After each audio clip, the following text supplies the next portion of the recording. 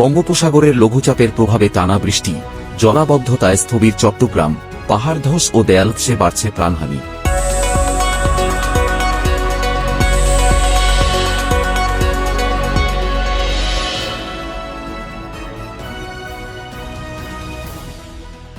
বঙ্গোপসাগরে সৃষ্ট লঘুচাপের প্রভাবে দেশের বিভিন্ন অঞ্চলে টানা মাঝারি থেকে অতি ভারী বৃষ্টিপাত অব্যাহত রয়েছে। এর ফলে চট্টগ্রাম বিভাগ সহ দেশের বিভিন্ন এলাকায় দেখা দিয়েছে ব্যাপক জলাবদ্ধতা। সবচেয়ে ভয়াবহ পরিস্থিতি বিরাজ করছে চট্টগ্রাম কক্সবাজারে, যেখানে টানা বর্ষণের কারণে জনজীবন কার্যত স্থবির হয়ে পড়েছে। চট্টগ্রাম মহানগরীর প্রধান সড়ক পানির নিচে তলিয়ে যাওয়ায় যান চলাচল মারাত্মকভাবে ব্যাহত হচ্ছে। অফিসগামী মানুষ, শিক্ষার্থী, শ্রমিক ও সাধারণ যাত্রীরা পড়েছেন চরম দুর্ভোগে। অনেক বাসাবাড়ি, দোকানপাট ও ব্যবসা প্রতিষ্ঠানে পানি ঢুকে পড়েছে।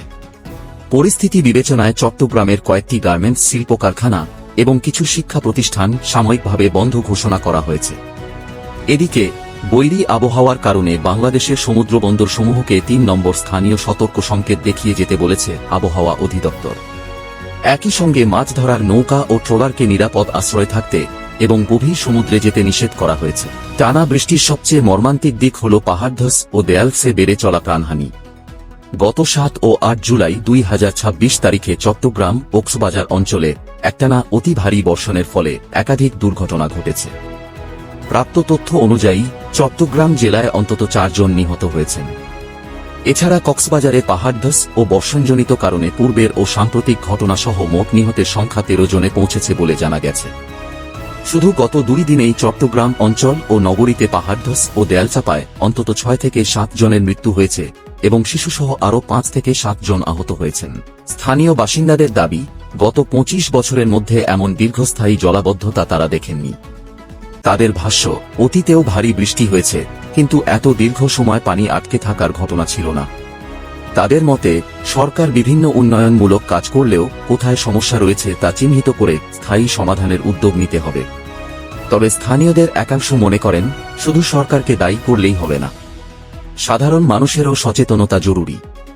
যেখানে সেখানে ময়লা আবর্জনা ফেলে নালা ও ড্রেন ভরাট হয়ে যাওয়ায় বৃষ্টির পানি দ্রুত নিষ্কাশন হতে পারে না।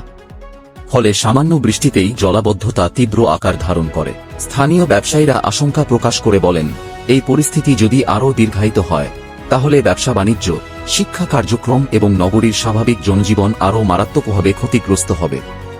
বিশেষজ্ঞদের মতে, জলাবদ্ধতা ও পাহাড় ধসের ঝুঁকি কমাতে কার্যকর ড্রেনেজ ব্যবস্থা, খালনালা নিয়মিত পরিষ্কার, অবৈধ দখল উচ্ছেদ, পাহাড়ের ঝুঁকিপূর্ণ বস্তি অপসারণ এবং নাগরিক সচেতনতা বৃদ্ধির কোনো বিকল্প নেই। পরিস্থিতি মোকাবিলায় প্রশাসনকে দ্রুত ও সমন্বিত পদক্ষেপ নেওয়ার পাশাপাশি নাগরিকদেরও সতর্ক থাকার আহ্বান জানানো হয়েছে।